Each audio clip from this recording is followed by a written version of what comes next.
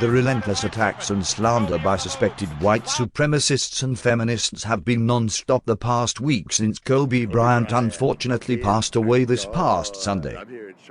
With little to no evidence, and just hearsay, these racists and anti-man feminists have done everything they can to discredit and ruin the memory and legacy that is Kobe Bryant. In 2003, Kobe Bryant was staying at the Lodge and Spa at Cordial Hotel in Edwards, Colorado after an away game versus the Denver Nuggets. While staying at the hotel, Katelyn Faber came to his room for whatever reason. What happened next was a sexual encounter between the two that led to one of the most publicized criminal cases for an athlete to date. The two had what appeared to be anal sex in room 35 of the Lodge and Spa. 2 days later, Faber reported the sex act as rape, and Kobe was later issued a warrant for his arrest. The case was ultimately dismissed when Faber did not want to testify in criminal court, but received a payment settlement in a later civil lawsuit. I believe Kobe did not rape this woman, as videos which surfaced later, DNA evidence, and testimonies by Faber's old friends purport Faber as a mentally unstable, extremely promiscuous and shallow human being looking to make a quick buck and gain clout. The two main things these racists are currently using as proof Kobe raped this woman are 1. The payment settlement. Say what you want about this, but people pay settlements out all the time. Who knows why Kobe decided to go through with it and didn't defend himself in court more, but it doesn't matter. Maybe he was just tired of going to court and wanted this case to end.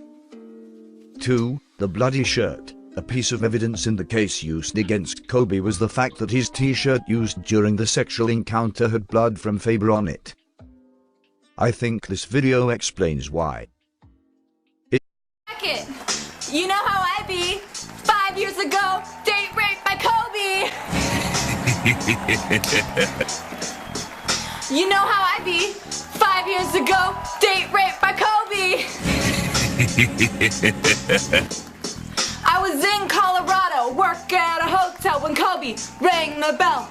Said, bring me some towels. Then he bent me over a chair, pulled my hair, it tore up my bowels.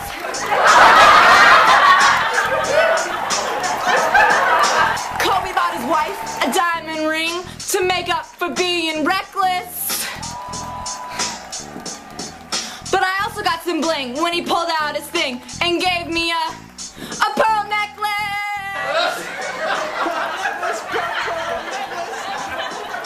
Haters say, look how she was dressed, but I didn't look my best. My uniform was a mess. I looked like a Denny's waitress. Now I'm taking back the night, 'cause what he did to me, you know it ain't right. It was consensual, he said. So Kobe, tell me why my ass bled. So Kobe, tell me why my ass bled. Tell me why your ass bled. Everybody, tell me why my ass bled. Tell me why your ass bled. Tell me why your ass bled. Kobe, tell me why my ass bled. Tell me why your ass bled.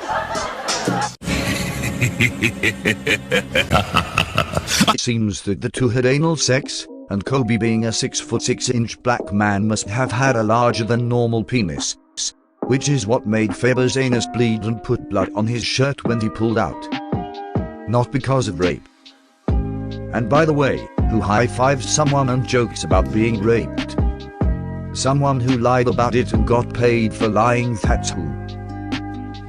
What other evidence is there to show she is a liar? Not much, but take a look at excerpts from these articles from the 2000s. 1. Faber's friend Leah Weatherwax was going to testify for Kobe against Katelyn. In a phone interview with the New York Post in 2004, Weatherwax described Faber like this. She slept with dozens of men during her time in Colorado. She slept with different men over a short period of time. She partied like a star and collected lovers like a wild frat boy. CBS News reported that the judge in the Kobe Bryant sexual assault case ruled that the accuser's sex life during the week of their encounter can be used against her at trial. A huge victory for the defense and perhaps the most important decision in the case. District Judge Terry Ruck-Regal said details of the woman's sexual activities in the 3 days before her July 1, 2003, hospital examination are relevant to help determine the cause of her injuries and the source of DNA evidence. He also said credibility was a factor. This is likely to rock the prosecution in this case, says CBS News legal analyst Andrew Cohen. This is the most critical ruling of the case so far, and it's a huge victory for Kobe Bryant. Colorado's strict rape shield law, which generally prevents the sex life of an alleged assault victim from being admitted as evidence, does not apply to all the information Bryant's lawyers wanted to introduce, the judge said. He said was persuaded by the defense that specific instances of sexual activity and evidence of sex can be offered to bolster their contention that her injuries were not caused by Bryant. She says her former friend had once dreamed of luring rap artist Eminem into sex while he visited Vail, Colorado. He was a big celebrity to us, Weatherwax said of the rapper. We had his CDs, knew his songs by heart, talked about how his wife did not deserve him and about nailing having sex with him. In December of 2002, the accuser discovered Eminem was to be in Vail over New Year's. She wanted me to drive her up there. I said no. To me it seemed out of whack to drive 6 hours to get with a guy who has women falling all over him. But she really wanted to go. She called a friend at his hotel, found out what room he was in and where he'd sing. There was a plan to seduce him to his room, the pool or hot tub, to be in position to score one.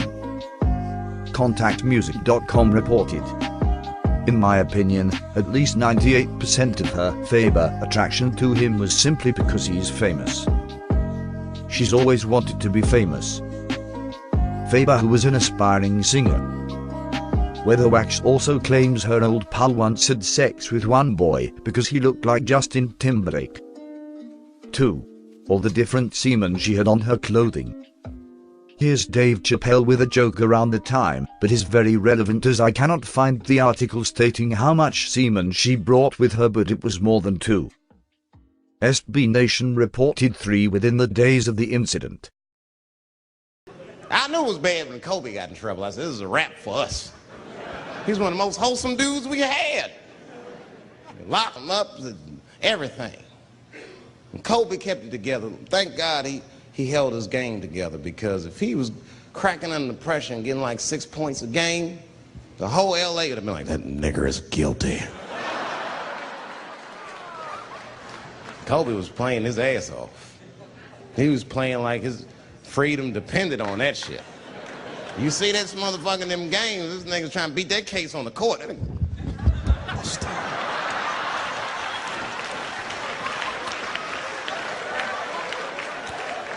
Like the judge threw him the ball, like, play for your freedom.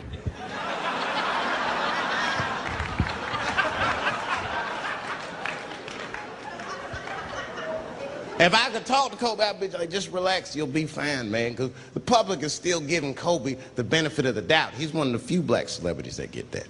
Not because he's a celebrity, more because, you know, the girl showed up with 8 different semens to the investigation. You can't do that.